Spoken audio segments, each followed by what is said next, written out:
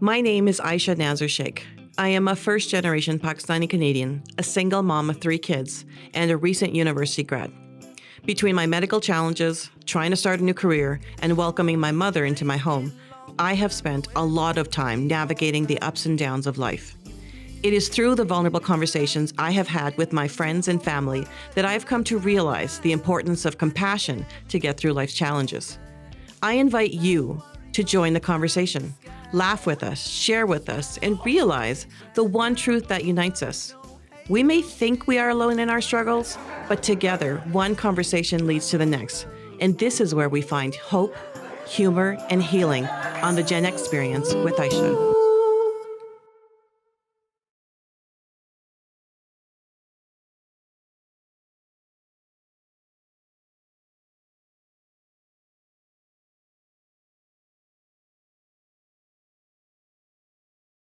So we're talking today about parenting your parents, and I find that our generation is the generation that is responsible for that right now.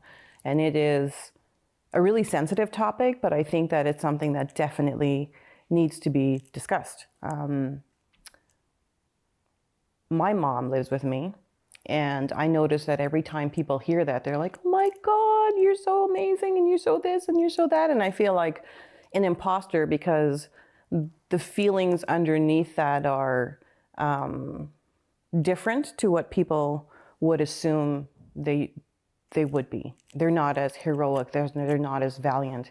So the very first question I have for you guys is, how do you manage taking care of the feelings about taking care of your parents? Is it positive or negative? And we can start with anybody that wants to take that question on.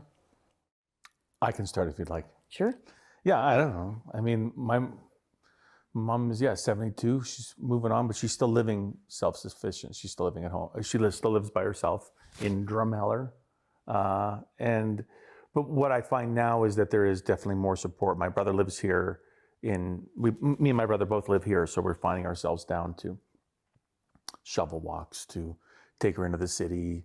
It was just most recently glaucoma surgery and in and out and doing that stuff. So the phone is ringing more often.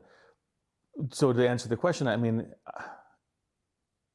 it's hard just because you're watching a bit of the deterioration and seeing that piece, which I think is very, very difficult. But I mean, is there a point where you and your brother have had a conversation of when this goes forward? Well, I mean, she went to the glaucoma surgery, and then her blood pressure rose to the point where they almost didn't give it to her, and then they couldn't get it down, and she's had that issue and the diabetes and this thing and that. So yeah, we've now started to have those conversations, which are conversations we've never broached in the past. My brother is going to be 50 this year, and I'm 47, so we're right at that piece. And are you both in Calgary? He's in Chestermere, but yeah, we're both, Calgary and surrounding area. And she's in Drumheller, and where does it go? Does she move? Do we move her here? She likes it there. Her friends are there. Her Tim Hortons with her friends are there. You know what I mean? Decisions need to be made, but for right now, we're holding pace. Yeah. And Linda, you take care of your mom. How do you? Yeah. I think it's always that emotion too, that, you're doing the everyday thing, and sometimes it's that guilt of like, am I doing enough? And then there's, that same scenario of like, with my other siblings, it's like, but you don't know what it's like too, right? So it's your own emotions in that, but I always knew I would take care of my parents. My father passed away 7 years ago, and we cared for him, my mom and I, for 2 months at home care. He wanted to pass at home, and then he asked me to take my mom before he passed. So she's been with me for the 7 years. December 31st of last year, she got diagnosed with lymphoma, and so that's been a big struggle since. So she just turned 72 this past Monday, and last year she was on a roller coaster at Universal with my children, and this year she looks like she's 90 years old. She's 88 pounds, just gained Oh my gosh. 4 pounds that we just celebrated. Her nose is all mangled because she got the growth was on her face. Yeah, so it's been a big struggle in that you're trying to be there and make her happy, and then you're also, you know, a bag, right? So yeah. And Rena, you take care of your parents, but they live. So they live with my brother. They have a combined family. So my parents live with my brother, wife, his wife, and 2 children. So they have a very traditional joint family. And that's what my dad wanted, and my brother is fine with it. The house was built accordingly. Yeah. So as far as my role is taking care of them, I do whatever I can when I'm asked to. I think it's finding the balance, especially when your parents are sick, and like it's a balance of life, like taking care of them, but you also have your home life to take care of and your kids to take care of, and then you feel guilty. Oh my God, am I doing enough for them? Yep. So I feel like you get torn in so many different directions. I feel like my parents reach out to me a little bit more because I'm more Adorable. adorable, yes, and more patient with them. That's also true. Whereas my brother isn't. I guess because he lives with them and I don't. So that's probably a big factor. I have more patience with them. I work with my parents too, but I get to go home to my own sanctuary. My brother has to deal with that life 24/7. So I don't mind. Like, I'll do anything for my parents. I just feel like it's my duty, and even no matter what, like I will always try my best with my parents. And that's not only my parents, but even with my husband's parents. And yeah, I mean, that's just the way I was brought up. You always respect your elders and you try whatever you can do. Yeah. But once you have your own family, then it becomes a little bit tougher because, sorry, mom and dad, you can't always be number one. Like I do have my kids and my husband and X and Y and Z. So yeah. Isn't it overwhelming though that you It go is. to work with them and It's then very- you come home and then It they're is, calling you because yeah. they need you to take them to the doctor, they need so-and-so medication and It things is like that? It is, but again, it's just the way I've been brought up. Like I can't, like my dad was recently got really sick, and he's like, "Oh, I'll drive myself to the doctor." I'm like, "Dad, you woke up feeling dizzy. Yep. You have no feeling in your legs. How are you going to like?" And they live in Chestermere. I live in Edgemont, so I went there. I'm like, "Let's go to the doctor." I'm like, I knew we'd had to go to the emergency room, but he would not listen to me. Thankfully, the doctor said, "Go to the ER right away." I stayed with my dad until I knew. And then finally he's like, "Go home." So, yeah, I mean, it is overwhelming, but it's just, I think it also one day that time is going to come to me. And I want my kids to see what I'm going to do for my, I don't was want, just thinking I that believe myself. in, and I believe in I'm like, karma. what would my little turdlet do? Yeah. And I believe She's in kind karma. to me. Yeah. So it's just a good teaching. I think I'm teaching my kids that this is what you should do, but find a balance. Don't let your parent, I would never want my kids to be consumed with me if I ever have issues. Just find that balance, but learn to respect everybody and do whatever you can. But I wonder if that's where the challenge comes for, you know, where you have the cultural aspect and the pressure is that your parents are here and everything else falls underneath it. Your marriage, your kids, your dreams, so a lot of us feel, or a lot of the people that I've spoken to feel like, I don't have a choice in this. And that resentment that I don't have a choice in this, this is culturally what's expected. It is expected in South Asian communities and as well in your community as well, that parents are supposed to live with their kids. It's expected, but it's also a choice, right? Like I feel like a lot of my friends, same backgrounds and stuff are like, yeah, I wouldn't do that, Really? Okay. Yeah, I hear it a lot. I do. But I also know that like the journey my parents have had for me, I wouldn't be here without them. So it's just part of the package, right? Like I wouldn't have, the salon or being able to do any of that without my parents' help and with my kids and all that. Like, What's the name of that salon? BU Salon Spa. We're not plugging it. We're not plugging it. And Rupi, you take care of your parents from afar because they live in BC. So doctor's appointments, all that sort of stuff. Like, how do you go about managing that when you're sitting in Calgary? Well, a lot of times I just find things like with the digital era now, they can't just pick up the phone and call their doctor's office or make an appointment for a blood test. So, you know, they're phoning me and I'm setting up an email for them. I'm setting up you know, an account for them so that they can have access to, you know, Life Lab services so they can make their appointments. And again, you can set that up, but they don't know how to navigate that. So then they get the phone calls and I, you know, book their doctor's appointments and do all of those kind of things from here, which, you know, I don't mind doing it because I understand where they're coming from. It's really hard for them. And that's my way of what I can do to help, right? So it can be challenging in the sense that, you know, sometimes, you know, it's like I need an appointment. I was supposed to have this blood test 3 days ago. I need it now. And you've got things going on and you can't just drop everything and do it. But at the same time, I understand their frustration. So, you know, it can be challenging, but. And Cam, you... Yeah, I guess I got something to say about this. I got married the first time, probably 18 years ago.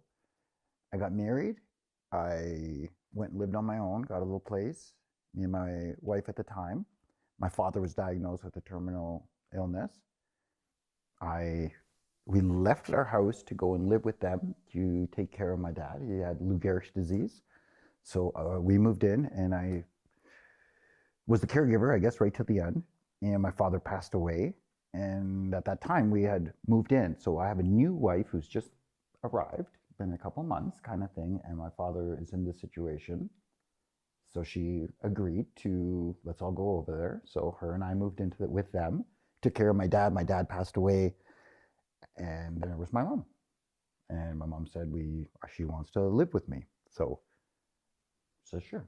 So from other than 3 or 4 months of a 17-year marriage, I've been living with my mom, right? Some absolute benefits and some absolute drawbacks I see. I guess it depends on your structure, your partner, yourself, on how you view it and see it. And my mom's on set. She's on the boom mic. But that was a challenge. That was a challenge at times. There was some great parts of it. My kids, and my mom hanging out. There were lots of elements, just getting some extra time with your mom in certain situations. But there were stresses. You have a new wife and you have a mom. Maybe she doesn't view it like that. And not everybody maybe it's a cultural thing. Not maybe everybody's cut from the same cloth and on that same page. And that sometimes does bring stresses into your life. That marriage unfortunately ended. And now my mom feels like she has no home. She's lost. She said many times to me, like, I just feel like I'm a tumbleweed now. I never expected that my marriage would end and that whole fantasy land would end, whatever it was. I didn't see that coming, but it did. So now she has been uprooted and she feels like she doesn't have a place anymore because she was so comfy in that situation where she was. She had her own part of the house. She got to see her grandkids. She got to do whatever, right? Now I can feel that she feels like a tumbleweed. And that's hard. I live by myself now. I don't live with my mom. My mom lives with a sibling now, close. That sibling's kind of annoying. But... that's a whole different show. Got great boots on. That's another show, man, for another week. Styling. Just want to say, huh? She lives with a sibling, so it's different now. It's different, but I do feel a little bit of sadness. I do feel a little bit of guilt. I do hear once in a while her saying, like, she's sad that it got dissolved because of the marriage, but plus X, Y, Z. Right now, she's also out of a gig, so that's tough. That's tough, and I don't know how I should feel. I feel responsible. I feel bad for her being, what's the word, dislodged from this life that she had. That's really a tough one. That is a tough one, not knowing. You know, you lived the whole scene and your parents are with you and you're going through it. What happens if you get a divorce and now all of a sudden that whole structure breaks apart, right? So that's a tough one. You know, death and stuff like that, I guess everybody can see that, right? Coming or whatever is part of life. But this one is a bit of a curveball when you get divorced or separated and you are living with parents and stuff. That adds another element.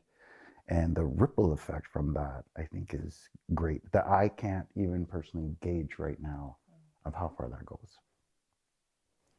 And Chico, you take care of your mom in terms of her being far away, oceans apart, but you still engage and make sure that she's doing well. How challenging is that for you in terms of being so far away from her?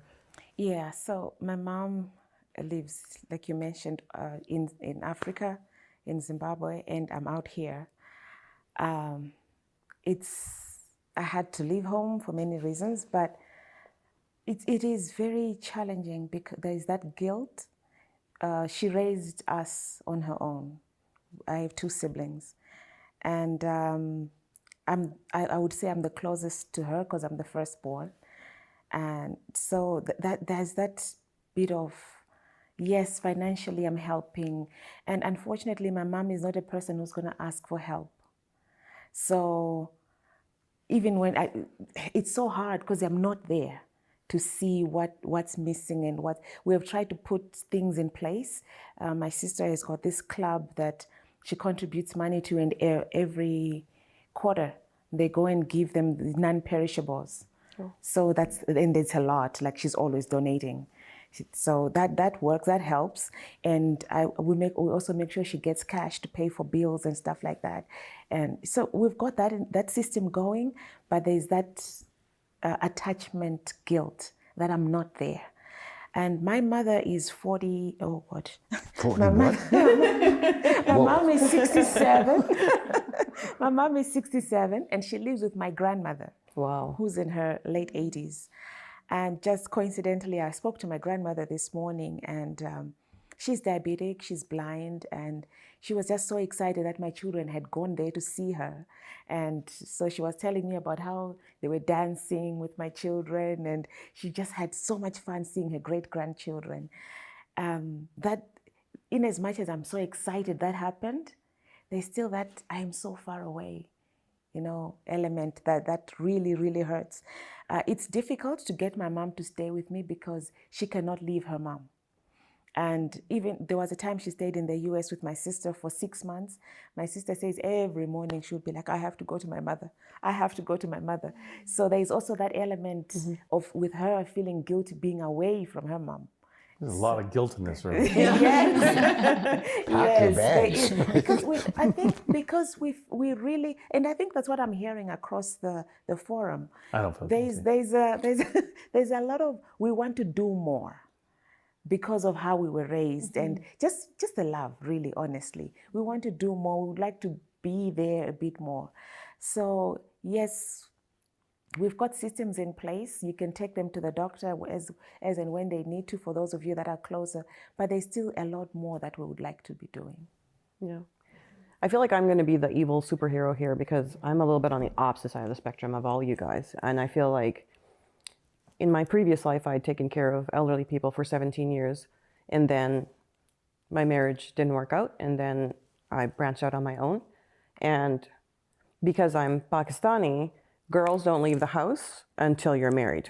There's no way you're leaving the house. You're going to leave in a body bag, or you are not leaving a house. So the opportunity to finally be on my own came, I would say, in my 40s. So I was on my own, living life, learning about how to change a house filter, creating contacts, really growing up in that moment, because I'd actually never grown up. And then someone got divorced. We're not mentioning names. It is me. Wow, this is like a whodunit.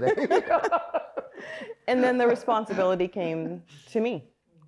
And I think there's 2 different kinds of maybe seniors, I don't know, but having done this, there's the senior citizens who have a great outlook on life, and they're so thankful and excited, and every day is joyous. They get to, live in Canada. They get to enjoy the healthcare here, the clean air, the running water, all that sort of stuff from the third world, different from the third world countries that they came from, or they're very, very negative and upset, and they make getting old so tragic. And you're seeing that every single day. Every day you're facing it. And I find that for me personally, I would love to sit here and be extremely positive about the situation, but I do have a lot of challenges with it. There's moments of humor, like my kids are here and my son and my mom share a bathroom.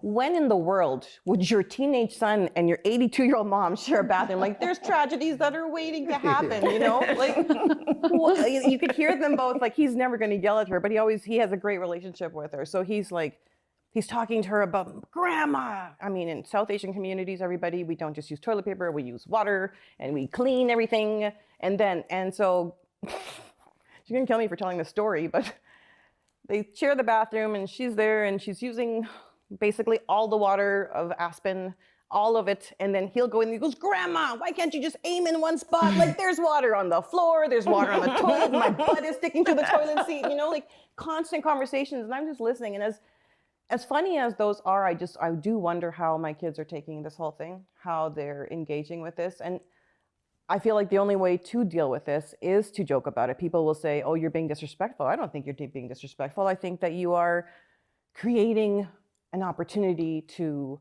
talk about this stuff with a sense of humor. And I think all of us probably have stories of our parents doing crazy stuff where you are watching and going, oh my God, like my mom reads the Quran every day. And I don't know if she thinks that God is hard of hearing as well. So my mom will read at the loudest decibel. And post 9/11, you don't want to do that. So she's sitting outside and she's like, Alhamdulillah, Rabbil Alamin. She's going so loud. And the neighbors, by the way, are all going, oh my God. And they're walking and they're kind of like inching across the sidewalk and they're trying to look at this lady. It's security. Something strapped her. Is she calling in an airstrike? What's this doing, right? Holy crap. And then I'm like, where is she? Where is she? And is she outside? And I go run outside and I go, Mom, you can't do that. Like, you gotta tone the volume. Why can't I do it? I can do it in my own house. I'm going to do whatever I want. And if I want to talk to Allah, I'm going to do it right now. And I'm like, oh my God.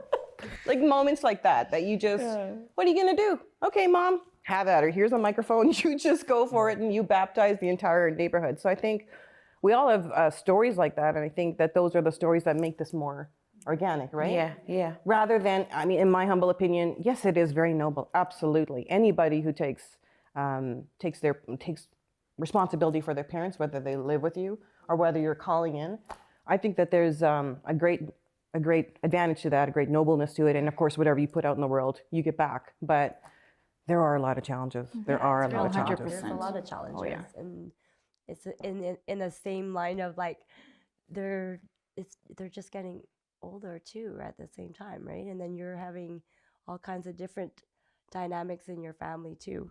My kids are from 15 to 25, and it's the same challenges too, right? But I'm also raising my children to, like, you know, family, and you got to respect and whatever. But then I have to do that with my mom and my kids to balance back and forth. So sometimes I'm the bad guy on both ends, and sometimes I've said this before, sometimes I sit in the salon a little bit longer than usual. I don't have a choice to wash my hands a bit, but it has its difficulties. I feel like my brothers and their kids come around and help out, and my mom praises them for days, right? For doing that, which you do every day. But I hear like, oh, your kids didn't do this and they didn't do that, and you know, so it's a tough balance, but at the same time, I wouldn't, you know, my brother's like, you know what, if you can't take it, let's look into a home. But there's no other option. So it's, if I don't take it, let's look into a home. There's 4 of us, right? But it's, we're not there yet, right? We're not there yet. So, but the other answer is to take her back to Vietnam. And I think at this point, she would like to go. She would like to go. She would like to go. Yeah. I mean, she's lonely. She wants somebody with her all day. It's just absolutely impossible, right? it isn't. But she's safely able to be at home. I think it's more company than anything. Yeah. And sometimes I come home for lunch just to talk to her, but then the conversations get Yes. a little out of hand, right?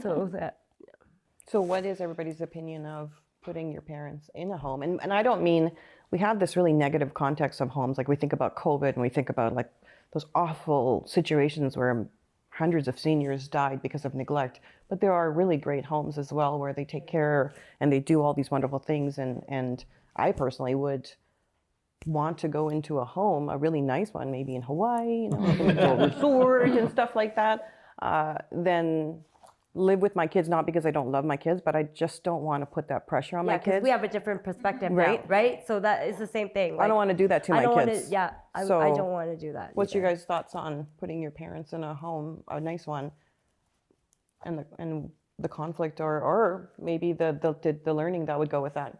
Jiga? The concept of a home, I would want to go into a home, but I don't know if I would be strong enough to let my mom go to a home. I don't think I would do it. I would rather take care of her myself, because there is this dynamic where now there is it's a different. I'm digressing a little bit. Now your parent has become a child. Yeah. You know, the table has turned. I struggled so much when I got to my 30s, and now she's asking for my opinion about things, and I'm thinking, huh? What? And I wouldn't say anything actually for a long time. Then I realized, no, things have changed here. You know, now she can't even make any decision whenever she has to go for any conference somewhere. What do you think? You know, so there is that, I don't know, it's because of that, that attachment I have. I think it would be hard for me to send her to a home. But I personally would not want, I don't think I want to stay with my kids when I'm old. I would rather be in a home. Well, and when you talk about like the parenting piece, like I took my mom and my daughter, we went to Maui.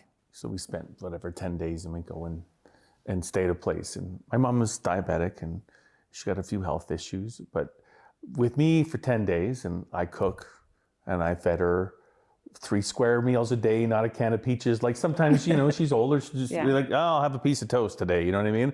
And she got diabetes, and I'm like, and I fed her 3 square meals a day and planned them all out. They were nutritious, and then we went walking. And, you know, it's like this day 7, she's like, my sugar has never been this good, Josh. I'm like, I know why. Yeah. Because, you know, but I mean, she, when I was a little, I mean, obviously made sure I had 3 squares a day, and they were Right. as nutritious as they could make it. And so it's just funny that like a little bit of that juxtaposition, because now as I on that side, because let's go for a walk, and let's eat clean, and let's Exactly. make sure that, you know, that we're putting some effort into that. And so Is she receptive to that? she is, but she's also not. You know, it's tough. I mean, for her, I think that it's tough to get going. Her ankles are sore, her knees are sore, her back is sore. It's hard to go for the walk. And I don't want to, I'd rather just read my book or watch a show than make the healthy thing. So, you know what I mean? Yeah. So from the home standpoint, it'd be great if someone was there giving her the 3 squares she needed a day, you know, and having some access to some things, or if she was to live with me. But I mean, I'm not in the spot where she can come. My brother, maybe. David. You're watching this? Yeah, you're watching this. Yeah. But I mean, like, you know, that goes where there's just a little bit more impetus for them for their health, because she could just sit and read and not eat and have a piece of toast and go. And like, you need some exercise, you need to eat nutritious food, and you need to be around some people. So. Yeah. Josh, where'd your mom grow up? Drumheller, Alberta, where she still is now. Wow. Same house, everything? Not same house, but I mean, we have the same phone number. Ah. Yeah, like honestly, like the same. She has the same phone number, and but she's been there like since she was born and raised in Drumheller, Alberta, 72 years now. And have you tried to introduce her to the internet and all that sort of Yeah, stuff? yeah. So I got her a phone, and we put her on there, and because the same thing, like she needed to get something, because everything we do that is so. I don't want to be mean, but it's so simple for us. Like just doing, I got to fill this thing out to get online. Yeah. That is so far down the field for her, right? Set up an email address, do those things that we kind of do. Like I have 9 email addresses, and I, you know what I mean, like that type of stuff. Yeah. So yes, but I have. What's really funny is that we got her the phone, and she watches the news on the phone, and she likes that piece of it. And when she comes over to my place, she just loves this Netflix and loves the, you know what I mean? Because honestly, like, you know, Netflix and Prime, and I'm like, so that's my brother and I'm like, we're going to try. That's another thing for us to manage, but we're going to try to put internet into our house so that, because I want her to She see. doesn't have internet? She's never had, she has 0 interest in it. Oh, wow. Does she still have like the phones that are on the She still has a phone on the, she still Oh has, my like, God, I literally love my mom it. is like, yeah. And it's my mom, each text we send, I know it's my mom because she types mom at the end of it. And luckily every time she lets me know who it is. So your mom at least grew up here. Yeah. My mom grew up in the Middle East, 82 years old. Yeah, right? yeah. When she was going to school with a chalk and a slate in her hand. Yeah. That's how she went to school. Now, she's got an iPad. Yeah. She got an iPad, man. At the stage where she was living with me, her iPad was always acting up. It's like, oh, you know, son, what's wrong with my iPad? It's all over the place, and it's this and that. And she's complaining. She goes, weird things come up. Really, Mom? Well, allow me to have a look. So Mom brings her iPad over. Man, it is porn fest. She just gets a little window that pops up. Hey, you want to have a good time? And Mom, yes, I do, but not with you. Like she starts conversing with them, right? She starts hitting on the links. You shouldn't be doing this. So obviously her iPad now is getting more inundated by these sites. And it's just because she's replying. Please don't send me pictures anymore of your private part. I say, Mom, you don't even touch that. Don't click the X, don't say yes, accept. You just ignore it. You just delete it and move on. But if you engage, so this is all. Oh my God. Like- We've got to put child lock. Absolutely. Rupi had no Sensors. idea. And my mom's saying, oh my God, I've seen the worst things. She says to me, she goes, yeah, I've seen the worst things that you couldn't imagine. Yeah. No, Like, I Mom. can. I can. I'm doing it right now. Oh my God. Oh wow. So it took many months and a few iPads. We just had to throw a couple away. They were Some of them just we so stomped and burnt them and corrupt. threw them in the ocean They because they were were so corrupt that Yeah. you shake it and horns coming out. Oh my God.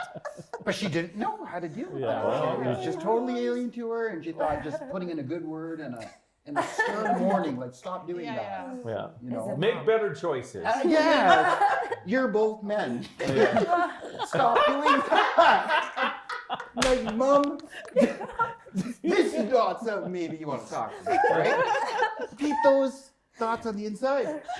Don't bring that out. But that's a fact. It's a true story, man. We just bought my mom an iPad, so I'm just waiting. Yeah. Phone call. So is the equivalent of giving your mom an iPad the equivalent of giving a 13-year-old boy an iPad? Yeah, like is this? Yeah, It's she's the same. already like, you know, even on her phone, like the WhatsApp, the YouTube, this, that, it's just never ending, right? but Like, does- she's so like you're- WhatsApp queen. Well, that's the one is that because I get a text a day or on a WhatsApp thing of, hey, oh, hi, is this John or whatever? You know what I mean? Yes, Like, yes, yes. Yeah. if you know who that's geared towards. Yeah. And you know But what they I don't, mean? Yeah. Like, But they don't like, clue Yeah, in. they don't clue They in, don't. right? Yeah, So- like have you? Yeah, that's I'm not one. John. How can I help you? Yeah. Right? That's how they respond to it. They don't know. Yeah. But she's catching on a little bit, but it's not good. It's not good. So that is just another hill to kind of climb. But it's been a 2-part thing, right? So our sister got her the iPad, and so we saw it and we're like, oh, geez, right? And so she's loved it because it really connects her. The biggest challenge with I think the immigrant parents is there's nothing connecting them to their country. And if they if they don't have any friendships and family members have passed on, they feel alone and they don't know what to do. So then they go on iPads and they Google, you know, Pakistan politics or whatever they're Googling or old songs. it's been a really great opportunity 100%. for her. Like she just loves it. She goes up there. She could spend hours. She has no idea like that's been 7 hours and my little screenager mother has been on there for 7 hours. No issues. But she's happy and I'm happy and all that's good. But you do have the side challenges of things. I even have challenges with that stuff. Like what is on my internet and is this a bug or do I click on this or, how do I get this out or whatever. But she's had the same sort of challenges in terms of people asking for a friend request on Facebook. And she's like, yeah, sure. So she's got like 7,000 friends. Like, how does the mom And have I'm all these scrolling friends? through this going, what in, who's this? Who's this? Who's this guy? Like, you're more popular than I am. You know what I mean? Like, how are you managing this? Has your mom tried to request you as a friend? Would you accept her as a friend? She's my friend on Facebook. See, that's what I struggle with. Like, I don't want them knowing that part of my life. Yes, and that's so So challenging, my dad was right? like, "Oh, what is Instagram? You have to teach me, and you have to add me." And I was like, "So I don't really post on Facebook. I'm like, no, that's not happening. You're not gonna be. That's my." So how do you explain that to them, though? I just ignored it. I just move on. I'll see how long it lasts. He hasn't mentioned it to me since. Yeah, Why is Maybe. that? Why is that? Why don't I want? Because I come from a very strict family. I didn't start drinking. I didn't start drinking until I was mid-20s. I lived in a very, very, very, very strict household. Like I was born in Montreal, but I moved here when I was 2. No one really knew of me. Like if I'm not the same person I was once I left the nest. Okay. So I went to study abroad, and that's where I became who I am now, because I lived in a very, very, very strict house. I wasn't like how I was not allowed to go out. School, home. That was my life. Yeah. And yeah, when now they don't know this. They know, like I'm married now, but still I'm very fearful of my father. That's just ingrained in me. Yeah. I can have a glass of wine in front of my mom. My dad knows that but I would never do that in front of my father. So I don't want him seeing if I'm out with my friends and somebody like I just can't. Oh, wow. I feel the same way. Yeah, right. You just like it. You just can't. Really? Yeah, I because started drinking at 12. That's the might trailer have park too, in they Drum just Heller. don't know that. I wasn't home. We didn't have to go home. Both my parents worked all they both had 2 jobs and they were gone. Like Dave and I were as little guys. You didn't have a liquor cabinet with a lock on it or something? Yeah, but life was just a little bit freer. We didn't have, Well, my parents are working all the time too. Exactly. So, but it's just like that fear. It's just interesting. Yeah. that's like my mom, because she's all over WhatsApp. Yeah. And then she's like asking me, she's like, oh, somebody sent me this, but I don't know, where do you find that? It's Right. Instagram. Yeah. I'm never going to Yeah. tell her. No. Right? Because You don't if she need to know finds that. me on there, even though my account's private, even though I really don't post much on there anyways, but the odd time you're out with your friends, you have a, picture of you guys cheering, Or you're not or wearing doing something that's or you're on vacation. You're, Can you not? Still? Like how? no, you can, but you just fear that little bit of judgment, or they're gonna say something like, "Oh, well, you go out a lot, or you do this a lot." Yeah. Right? But why does that I matter, just- though? I guess I guess it's just a respect thing too. Like, why open that can of worms? Why do they even need to know? That's so interesting. Yeah. Welcome to Because in my our mom, I'd be then you like, just gotta- Yeah. You just gotta Mom knows. explain more. Yeah, my mom and her siblings are my friends on Facebook. It doesn't bother me. But the reason I ask that is my son doesn't, in as much as he follows me and we Right. follow each other, Right. he's blocked me in some things. Yes. And You can do that. like the story you spoke about earlier, I never saw that. I don't see his stories on Instagram, that kind of thing. So I wondered why, because it's not something I would Because do. it's not something Mama wants. I guess so. I guess there's some things I don't approve. So that's where I was coming from. But let me So- fill you in on that. The kids, I know my kids, they have 2 separate Instagram accounts. They have the Instagram account they want me to see, and then they have the actual Instagram account that has like 1,000 pictures on it. And I don't know what's going on over there, right? But I'm like, okay, you know what? In that respect, you guys are all teenagers, and I respect that. And if you guys want stuff on there, you better not be stuff that I would not approve of. But if you guys want stuff on there that you don't want me to see, that's okay. Yeah. So That's okay, the thing right? is to give them the advice that remember what's on the internet is on the internet. Yeah, It's yeah. never gonna go anywhere. Yeah. I may not see it, but know that there are people who are seeing But it. somehow I will come around to see Yes. it, right? So absolutely. And so Exactly. similarly with our parents, it's the Yeah. same thing. So there are things that I don't think you want your parents. Yeah, It's not that you're doing anything wrong. No, it's just why? It's uncomfortable. It's like Mom-friendly yeah. photos. Yeah. Or it's just that you Well, have not different even, perspectives. even right? if you're at dinner and there's a bottle of wine Yeah. on the Oh, thing, totally. and they're gonna say, "Oh, do you drink every time you go Yeah. for dinner? Just Or all do the you do this questions all you have the to time?" You know, answer. all the questions, right? Yeah. So it's like It's not worth it. For me, like that's just so foreign to me to think about that. So, My mom, yeah. I could have that. I wouldn't have. And you know, my daughter's got an Instagram account, Yeah. so I've told her, if she finds her way onto Instagram somehow, Right. and she friends you, deny. Yeah. She's like, "Oh, I would never accept Smart her." play. Smart play. But Cameron, do you feel the same judgment if mom's on your Instagram account as well? Oh, sorry, not Instagram. She's on your Facebook, right? Yep. And so our mother will do the same thing that your mom does with text. When she posts something, or Cam will post a picture of his picture about his kids or something, and she'll be like, "Love you, great," and then she'll say, "Love mom," and it's like I a gotta letter. explain to her, a letter. your picture's right there, mom. You don't need to write "Love mom," right? Yep. But do you feel like a sense of, not that you post mostly No. fishing and hunting No, stuff? I have no issue because, like you said, you posted. It's gone. It's out of your hand. So I don't think my mom is surprised by any of the madness that comes from me, and that's part of it. But I have nothing to hide when I post on social media. I know when I'm posting.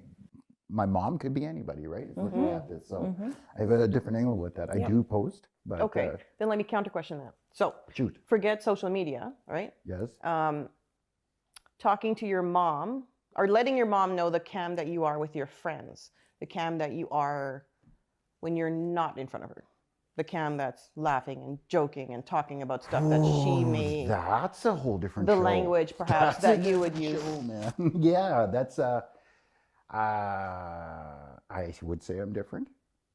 Would you let your mom see that though? No. So then we come Yeah. down to the No. So point, see? I think Good that's where parts I'm. for Yeah, I sure. think that's where I'm different because doesn't need to what know I that. am at home is what I am everywhere. So I think that's See, why I I don't think that have a that's the problem. same thing is that I don't Yeah. have a Yeah. different. I don't have like. I mean, it seeming to be in a certain circumstances a cultural thing. Like Yeah. I just didn't. And especially being Indian girls, I think it's different for us Yeah, as man. opposed to an Indian or an Eastern. Totally, Yeah. totally. And they are changing. Yeah, like they maybe are. they Yes. would Yeah. be fine with it, but I just was Yeah, I don't want to risk it. Oh, It's not worth the risk. Yeah. I don't want to be like getting. No, I'm good. Yeah. I'm good. Linda, how's it over there with you, with your mom? No, I'm just like her. Yeah. It's all transparent. That's all. Yeah. I think I definitely came from a really strict family, but I was really bad as a teenager. Define bad. Like, Let's get into that here. pretty bad. Yeah. Yeah. I think my family moved. We were in the southwest side of Calgary, like Calgary housing.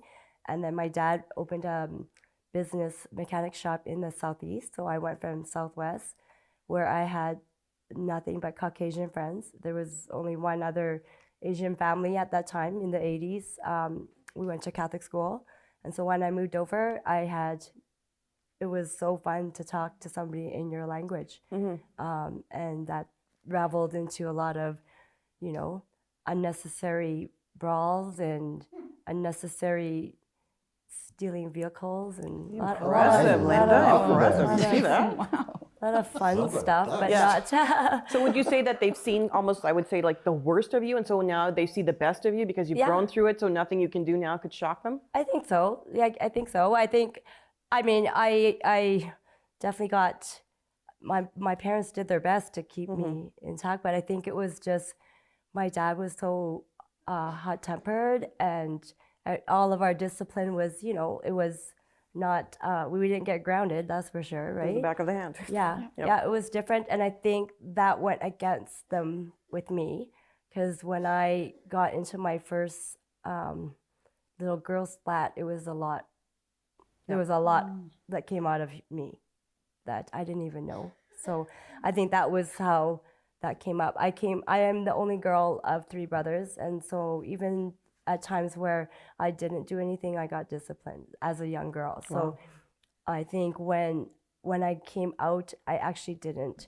I realized I didn't really fear anybody because I feared my father, and then at the end, I realized I think he made me a little too strong, and so I had some badass years for And do you sure. guys think that if your parents weren't as strict, it would have been a little bit different in terms of your comfort level with them, or maybe even your relationship with them? Probably, yeah. I think with especially like with my parents, like with a dad, you kind of expect that, you know, especially a dad, like a girl dad, you know, you think, okay, he's going to be strict, but then you kind of expect your mom to be in your corner.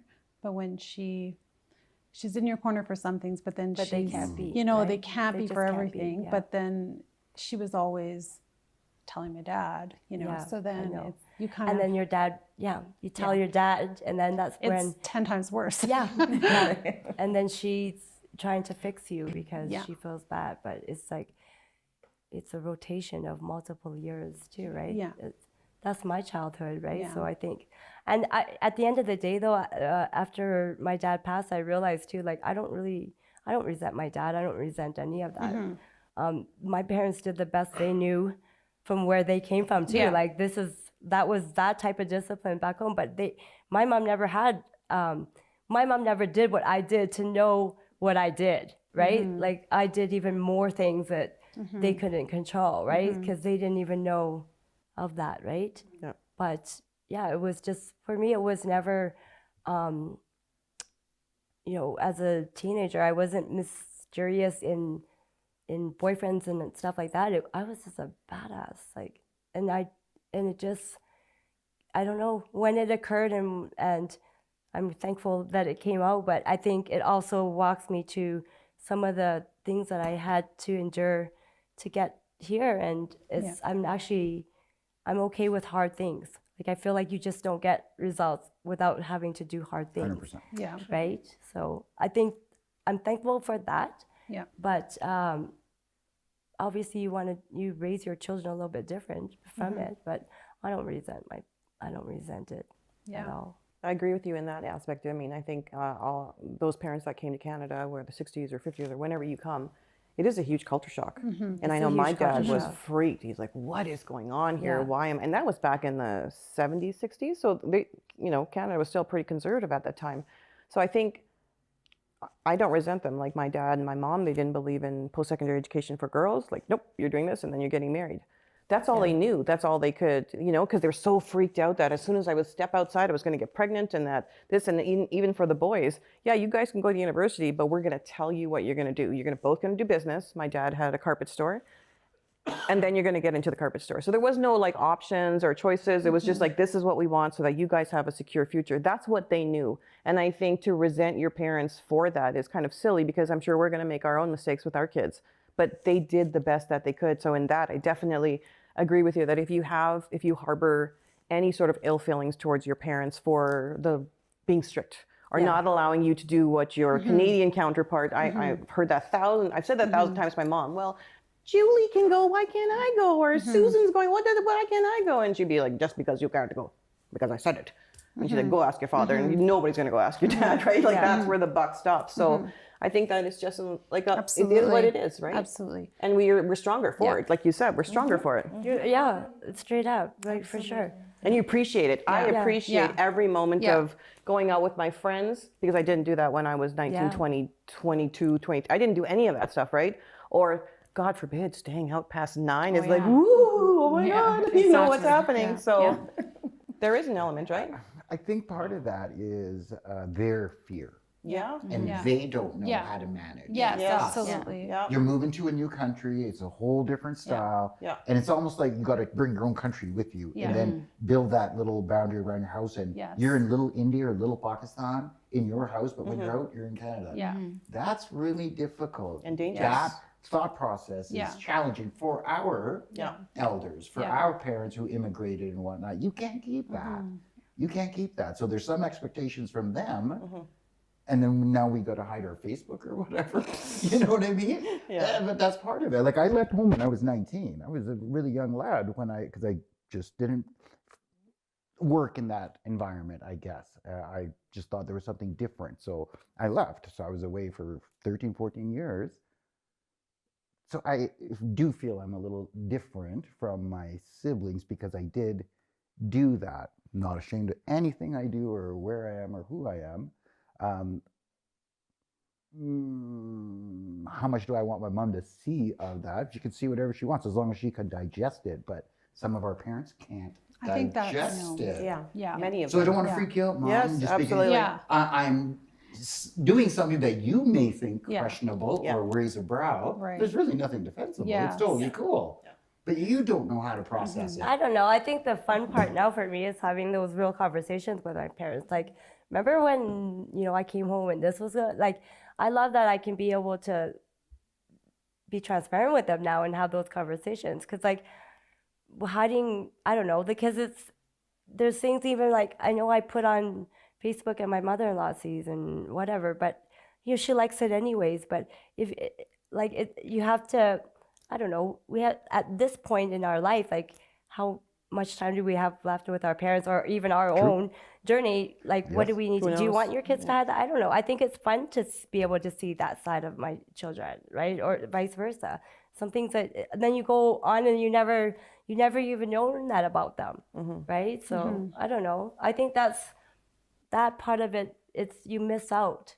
Like your parents missed out I still in that. share the stuff with my parents. Like Yeah. some things, you have you- conversations. But and I'm like, abbreviated. You have to be able to be Aggregate authentic to with your the parents. extreme, right? That's what I feel. Some now. I do, some I don't. I do a lot. Like if my mom will say, "How much was this sofa?" And if I'm not telling her the full cost. Are you kidding me? She's going to lecture me for days. So I'm like, okay, $700. And divide that by 2, and $300, Mom. And she's like, oh, what a good deal, right? Or whatever, right? I would never everything, and it's not because I'm trying to hide my identity, but I think if your parents can't digest it, why would you shock them at 82? Why would you do that? Yeah, that was the biggest thing for And me. they're staying up yeah. late at night thinking about you, but there's nothing really to worry about. You've They got can't a digest pile it. of to worry There's no about. point in forcing it on. It's not Exactly. helping anyone. And why Exactly. put them through that Yeah, turmoil? yeah, They yeah, don't yeah. want Yeah. to. Exactly. You can't digest it. That's cool. I'm not going to throw it in your face at all. Yeah, yeah. So because you're just going to be upstairs. Because if it's losing not going to sleep serve over them it. at any way, then No. it makes way more It's not sense to worth me. it. Yeah. Or my mom will be making praying out sense. like Yeah. Oh gosh, you'd be with the prayer beads Yeah. and stuff.